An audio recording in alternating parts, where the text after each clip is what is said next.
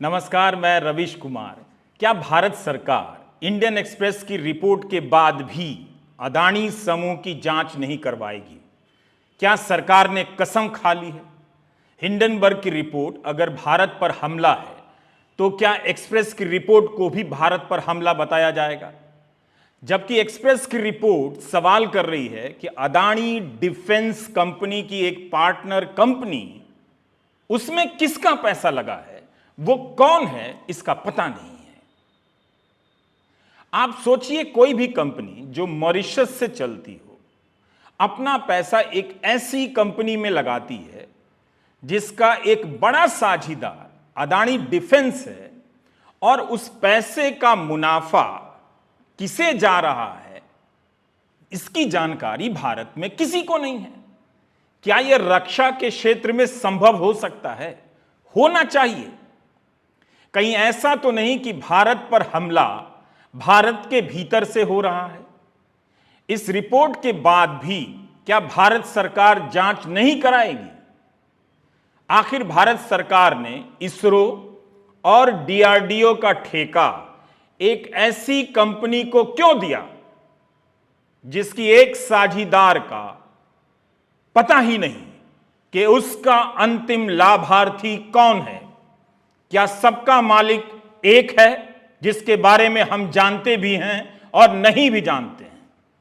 आप देख रहे हैं रवीश कुमार ऑफिशियल, हमारा यूट्यूब चैनल। आज के इंडियन एक्सप्रेस में जो रिपोर्ट छपी है वो अपने आप में भयानक है।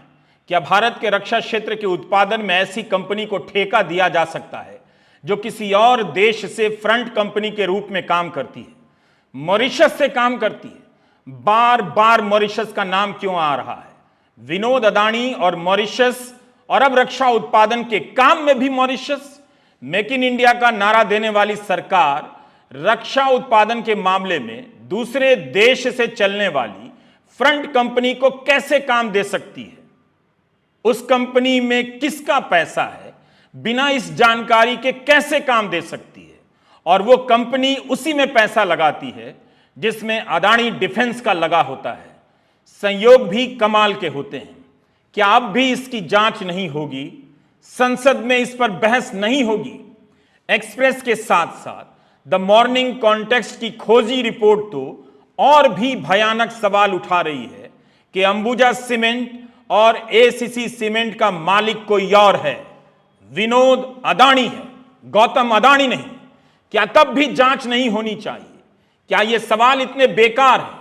हम आज के वीडियो में दोनों रिपोर्ट पर विस्तार से चर्चा करेंगे।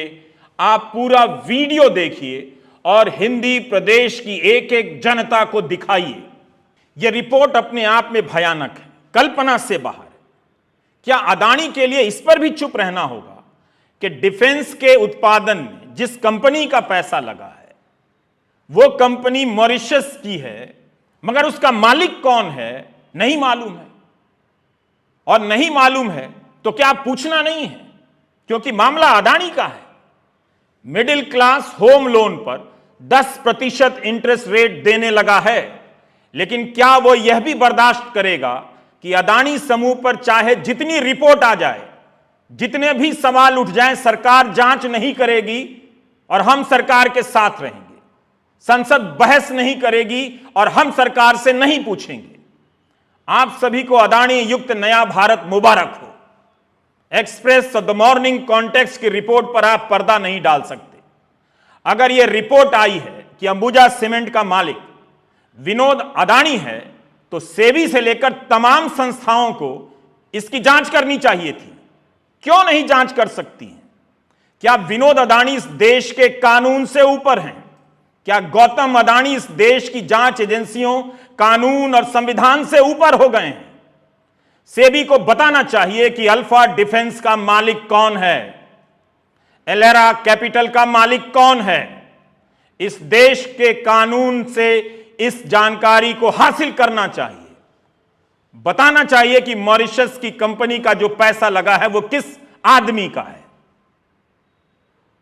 लेकिन यह सब पता लगाने की कोशिश और जो भी इसकी मांग करता है उस पर तरह तरह की जांच एजेंसियां बिठा दी जा रही हैं। सेबी को बताना चाहिए था, मगर सेबी ने यह काम नहीं किया। जब पता नहीं है कि मॉरिशस की कंपनी का मालिक कौन है और इस कंपनी को डिफेंस का काम कैसे मिल गया, इतना तो सवाल आप पूछ सकते हैं अगर यह भारत पर हमला है तो। पता नहीं हमें अब क्या क्या देखना बाकी रह गया है। आज पता चल रहा है अंबुजा सीमेंट का मालिक गौतम अदानी नहीं, विनोद अदानी है। एक दिन पता चलेगा सबका मालिक यह भी नहीं कोई और है। वही जो ट्रकों पर लिखा होता है सबका मालिक एक है। क्या तब भी सरकार को निष्पक्ष तरीके से जांच नहीं करानी चाहिए? इन सवालों से बचने का एक ही तरीका है और वो तरीका जल्दी ही काम में लाया जाएगा। देश को धर्म की, राजनीति की आंच में जलाया जाएगा ताकि सारे लोग अदानी समूह के सवाल भूल जाएं और उन्हें यह भ्रम में डाल दिया जाए कि वे धर्म की रक्षा कर रहे हैं। सारे अधर्मों से बचने के लिए धर्म का इस्तेमाल हो रहा है। मेरी यह बात लिखकर पर्स में रख लीजिए। जांच की बात भूल जाइए। और तो और सीपीआई के सांसद के सुब्बा नारायण ने लोकसभा में सरकार से पूछा कि क्या सरकार ने अमेरिका के शॉर्ट सेलर हिंडनबर्ग रिसर्च द्वारा अदानी समूह की कंपनियों के विरुद्ध लगाए गए आरोपों की जांच करने के लिए किसी समिति का गठन किया है? तो लोकसभा में वित्त राज्य मंत्री पंकज चौधरी जवाब देते हैं, जी नहीं। तो जांच की बात सरकार ही कह रही है कि किसी जांच की कोशिश नहीं की गई है, जांच के लिए कमेटी नहीं बनाई गई है। 24 जनवरी को जब हिंडनबर्ग की रिपोर्ट आती है तब कहा गया कि हिंडनबर्ग अमेरिका की एक संस्था है, इसके अपने हित हैं और भारत पर हमला है। लेकिन उस दिन की रिपोर्ट के बाद से उस रिपोर्ट के आगे जाकर भी नई नई रिपोर्ट आई है। ब्लूमबर्ग हो, फोर्ब्स, इकोनॉमिस्ट, फाइनेंशियल टाइम्स, अल जजीरा, वॉशिंगटन पोस्ट ने नए नए तथ्यों को उजागर किए। अब तो भारत के 2 समाचार संस्थानों ने भी नए और खतरनाक तथ्यों को उजागर किया है। आज के इंडियन एक्सप्रेस और द मॉर्निंग कॉन्टेक्स्ट की खबर के बाद भी अगर जांच नहीं होती है तो इसका मतलब है कि भारत में एक नया विधान आ गया है। याद रहे, आप केवल उस विधान के बारे में जानते हैं, उस विधान का विधाता कौन है उसका चेहरा आप नहीं जानते हैं। इसके लिए आपको मॉरिशस जाना होगा, वहां से पानी वाला जहाज पकड़कर गुजरात के मुंद्रा बंदरगाह पर उतरना होगा और फिर सड़क मार्ग से अहमदाबाद आना पड़ेगा, क्योंकि भारत से जांच के सारे रास्ते बंद कर दिए गए हैं। आज इंडियन एक्सप्रेस में संदीप सिंह, ऋतु सरीन और अमृता नायक दत्ता की रिपोर्ट छपी है। हम उसका सार बता रहे हैं, लेकिन आप पूरी रिपोर्ट पढ़िए और फिर बताइए कि इसमें उठाए गए सवाल भारत की रक्षा के लिए गंभीर हैं या नहीं। क्या अदानी के लिए भारत की रक्षा से जुड़े सवालों को भी नजरअंदाज कर दिया जाएगा? क्या अदानी भारत की रक्षा से भी बड़े हो गए? इस खेल में 3 कंपनियां हैं। एडीटीएल, alpha design technologies private limited, यह कंपनी बेंगलुरु की है। अदानी डिफेंस, यह कंपनी अदानी समूह की है। और तीसरी कंपनी है एलेरा कैपिटल। इस कंपनी का पैसा मॉरिशस की एक कंपनी का है। एलेरा कैपिटल के निवेश से जो मुनाफा होगा उसका अंतिम लाभार्थी कौन होगा यह पता नहीं है। ना गजब का यह खेल। इस रिपोर्ट में संदीप सिंह बाकायदा एक चार्ट बनाकर बता रहे हैं कि 1.5 से 2 महीने के भीतर एडीटीएल में अदानी डिफेंस भी निवेश करती है और वसाका भी। वसाका अल्फा की ही प्रमोटर कंपनी है। एलेरा कैपिटल वसाका कंपनी में निवेश करती है और वसाका एडीटीएल में निवेश करती है। इस तरह से रिपोर्ट के मुताबिक अदानी डिफेंस और वसाका एडीटीएल के मैनेजमेंट पर कंट्रोल कर लेते हैं, उसके प्रमोटर बन जाते हैं। इतने कम समय में दोनों एक ही कंपनी में घुस रहे हैं। यह तो संयोगों का भी बाप संयोग है। मॉरिशस का नाम आते ही विनोद अदानी का ध्यान आ जाता है, मगर इस रिपोर्ट में विनोद अदानी से कोई संबंध नहीं जोड़ा गया है। लेकिन सवाल उठाया गया है कि इस निवेश से जो लाभ होगा उसका अंतिम लाभार्थी कौन होगा। यही एक सवाल है जो किसी को डरा रहा है। अगर डर नहीं लगता तो सरकार संयुक्त संसदीय समिति से जांच की बात मान लेती। इंडियन एक्सप्रेस की रिपोर्ट को समझना सभी के बस की बात नहीं है, मगर मुश्किल नहीं है। अगर आप ध्यान से पढ़ेंगे तो तीनों रिपोर्टर ने बेहद सरलता से इस खेल का पर्दाफाश कर दिया है। इसरो और डीआरडीओ के साथ कोई कंपनी करार करे, उस कंपनी में ऐसी कंपनी का पैसा हो जो विदेश से आता हो, मगर विदेश में किसका पैसा है वो भारत सरकार को पता ही ना हो। ये तो हद हो गई। तभी प्रधानमंत्री ने कहा कि जिन्हें गैस का सिलेंडर दिया है, प्रधानमंत्री आवास योजना के तहत आवास दिया है, उनसे पूछना होगा। संसद में कहा इन लोगों को कैसे पता होगा कि सिलेंडर देकर इसरो और डीआरडीओ का ठेका उनको दे दिया जिनका पता ही नहीं है।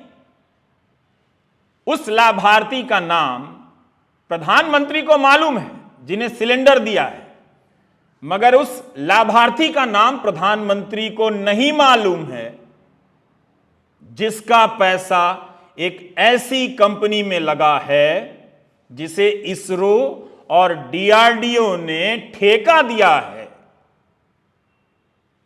अब आप इस खेल को ठीक से समझ रहे होंगे। अदानी समूह ने इंडियन एक्सप्रेस को जवाब दिया है, मगर इस सवाल का जवाब नहीं दिया, अंतिम लाभार्थी कौन है। सबसे बड़ा सवाल यही है।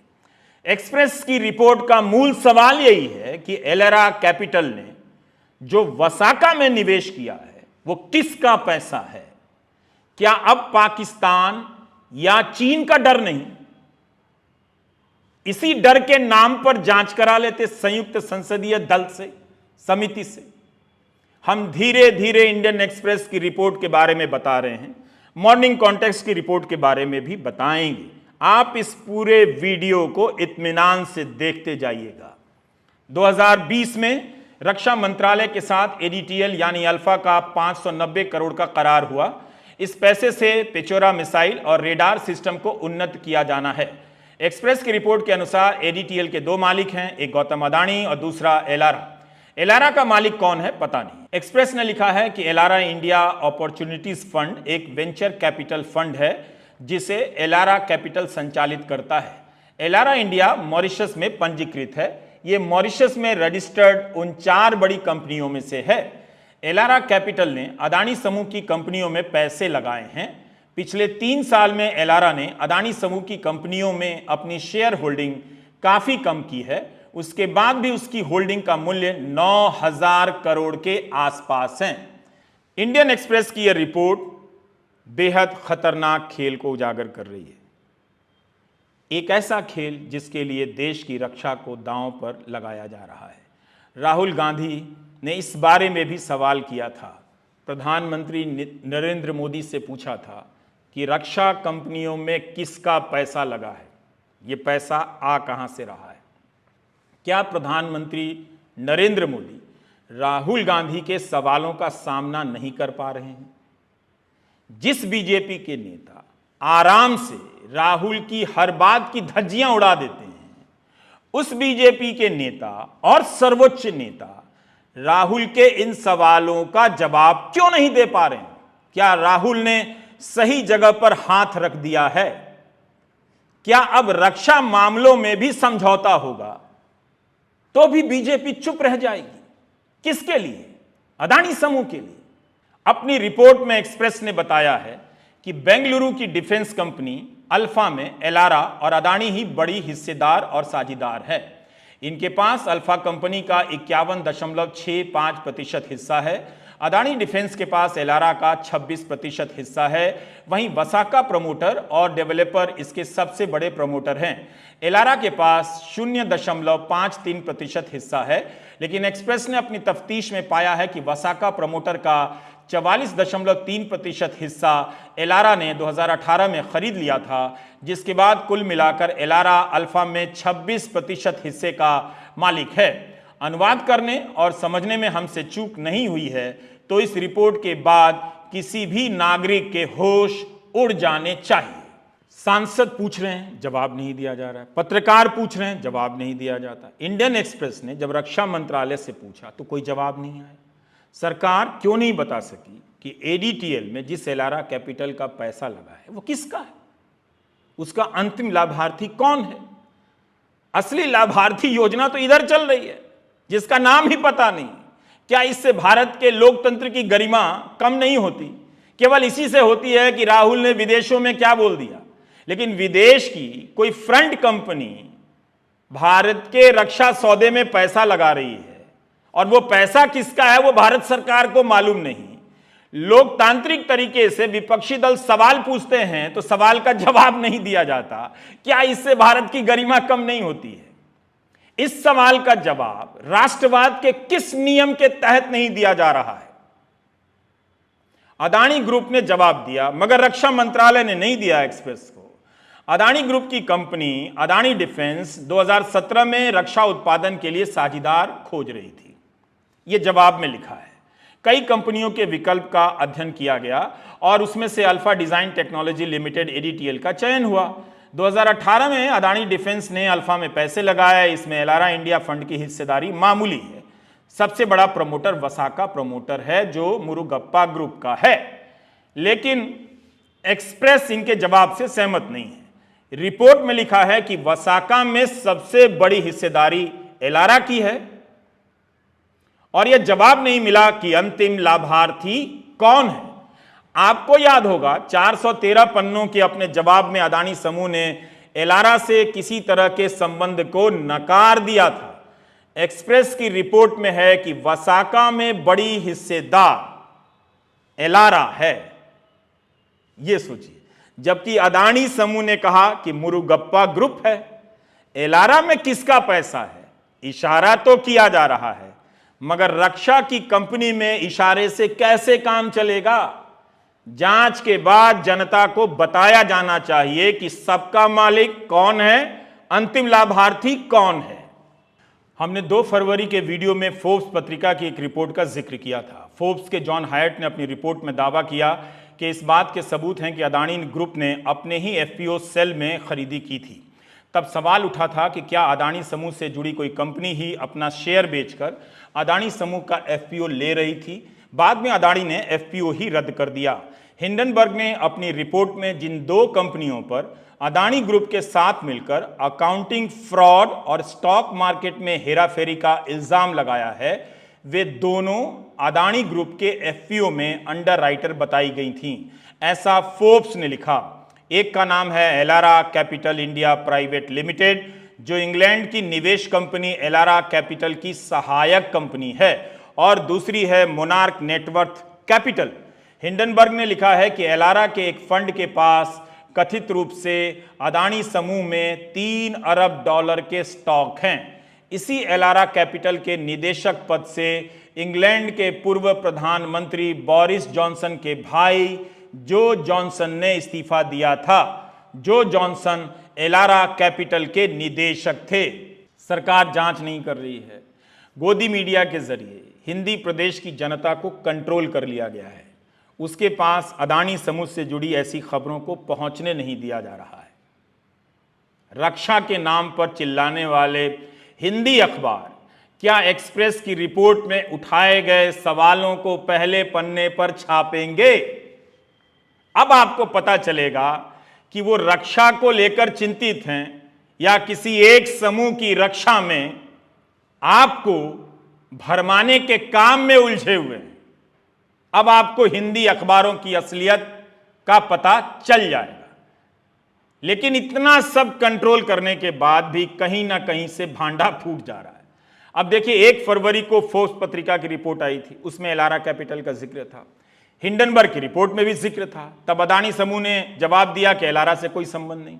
लेकिन एक्सप्रेस की रिपोर्ट है कि एलारा वसाका कंपनी में प्रमोटर है, वसाका एडीटीएल में हिस्सेदार है, जिसमें अदानी डिफेंस भी हिस्सेदार है। पूरी दुनिया में अदानी समूह के इन मामलों के कारण भारत की साख खराब हो रही है। आखिर वजह क्या है कि सरकार जांच नहीं करा रही है? मॉर्निंग कॉन्टेक्स्ट में अद्वैत पलेपू और निहार गोखले की एक रिपोर्ट ने हंगामा मचा दिया है। इस रिपोर्ट में लिखा है कि अदानी समूह अंबुजा सीमेंट्स और एसीसी का मालिक नहीं है। दूसरी कंपनियां मालिक हैं जिन्हें विनोद अदानी कंट्रोल करते हैं। अदानी समूह ने इस डील के लिए Endeavour trade and investment limited नाम के एक स्पेशल पर्पस व्हीकल का इस्तेमाल किया था। इसके मालिक विनोद हैं, ऐसा मॉर्निंग कॉन्टेक्स्ट ने अंबुजा सीमेंट के फाइनल ऑफर लेटर का हवाला देते हुए दावा किया है। मॉर्निंग कॉन्टेक्स्ट ने अपनी रिपोर्ट में दावा किया है कि अदानी एंटरप्राइजेज और अदानी समूह की किसी भी लिस्टेड कंपनी या उनकी सहायक कंपनियों ने अंबुजा सीमेंट या एसीसी का अधिग्रहण नहीं किया है, जबकि गौतम अदानी ने सारी दुनिया और अपने शेयर धारकों को यही संदेश दिया था कि अदानी समूह ने इन सीमेंट कंपनियों का अधिग्रहण किया है। इस बारे में ब्लूमबर्ग ने भी रिपोर्ट की थी, मगर मॉर्निंग कॉन्टेक्स्ट की रिपोर्ट बताती है विनोद अदानी मालिक हैं, गौतम अदानी नहीं। मॉर्निंग कॉन्टेक्स्ट जनता की मदद से सब्सक्रिप्शन से चलने वाली वेबसाइट है। ये लोग खतरे उठा रहे हैं, लेकिन जिस गोदी मीडिया को जनता के पैसे से विज्ञापन दिया जाता है, बाजार अपने पैसे से विज्ञापन देता है, वो गोदी मीडिया इनके उठाए हुए खतरे को आगे भी नहीं बढ़ाता है। इस तरह से खबरों पर रोक लगाई जा रही है और आप उस गोदी मीडिया को देखकर अपना कितना वक्त खराब करते हैं इसका अंदाजा नहीं है। इनमें हिम्मत नहीं है कि इस तरह की रिपोर्ट कर सकें। मॉर्निंग कॉन्टेक्स्ट की ये रिपोर्ट बहुत महत्वपूर्ण है, क्योंकि पिछले हफ्ते फाइनेंशियल टाइम्स में सूत्रों के हवाले से खबर छपी थी कि अदानी अंबुजा सीमेंट में अपना शेयर बेचेंगे। छपा था कि हिंडनबर्ग के बाद से ये पहला ऐसा मौका है जब अदानी समूह को कोई एसेट बेचने की नौबत आई है। यह भी लिखा था कि 4-5% स्टेक बेचकर $450 मिलियन जमा किए जाएंगे। अदानी के पास अंबुजा का 63% शेयर है। 14 अंतर्राष्ट्रीय बैंकों ने उस डील के लिए $4.5 अरब दिए थे। फाइनेंशियल टाइम्स की खबर के अनुसार शेयर अदानी बेचेंगे, लेकिन मॉर्निंग कॉन्टेक्स्ट के अनुसार अदानी तो अंबुजा सीमेंट के मालिक ही नहीं है। तो कौन बेच रहा है और किसके पास ये पैसा जा रहा है? क्या इस सवाल का जवाब खोजने के लिए जांच एजेंसियों को गौतम अदानी के दफ्तर नहीं जाना चाहिए?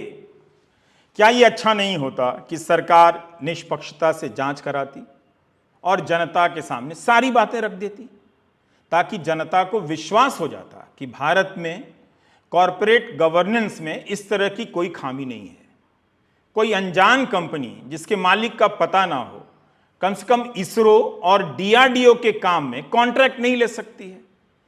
क्या हम कोई माफिया स्टेट में रह रहे हैं कि कोई भी सवाल आए, किसी भी रिपोर्ट में सवाल उठें, हम ध्यान नहीं देंगे?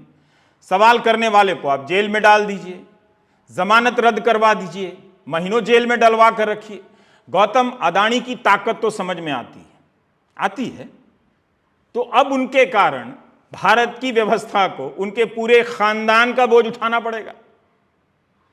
क्या यह परिवारवाद नहीं है? आखिर जांच एजेंसियां विनोद अदानी के जाल की जांच क्यों नहीं करती हैं? इतने बड़े व्यापारिक समूह की साख दांव पर लगी है। कम से कम उसे ही आगे आकर कहना चाहिए कि सभी मामलों की जांच हो। गौतम अदानी फिर से अपनी लंबी कार में बैठकर किसी टीवी चैनल के दफ्तर में जाए या अपने ही चैनल के दफ्तर में जाएं और कहें कि हम ऑन रिकॉर्ड मांग करते हैं कि भारत सरकार संयुक्त संसदीय समिति से जांच कराए, हम सारे कागजात उपलब्ध करा देंगे। क्योंकि जांच एजेंसियों की साख तो आप जानते हैं कि किस तरह की है। वे जब जांच करेंगी तो क्या नतीजा निकलेगा, ये पहले से लोगों को पता है। सुप्रीम कोर्ट ने जो कमेटी बनाई है उस पर भी विपक्ष ने सवाल उठाए हैं। विपक्ष चाहता है कि संसद के सदस्य, सांसद उस जांच समिति में रहें और तथ्यों की जांच हो। यह क्यों नहीं हो सकता है? क्या यह अदानी समूह के लिए अच्छा नहीं है? अगर सब कुछ दूध का दूध धुला हुआ है तो, पानी का पानी है तो? या डर यह है कि जांच होगी तो उसका चेहरा सामने आएगा जिसके बारे में पूछा जा रहा है, सबका मालिक कौन है?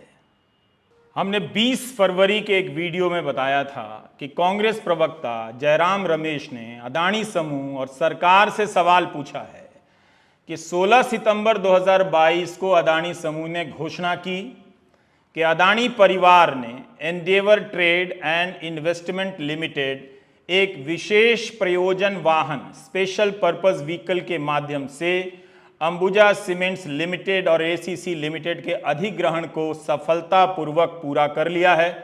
इस अधिग्रहण ने अदानी को भारत के दूसरे सबसे बड़े सीमेंट उत्पादक के स्तर पर पहुंचा दिया।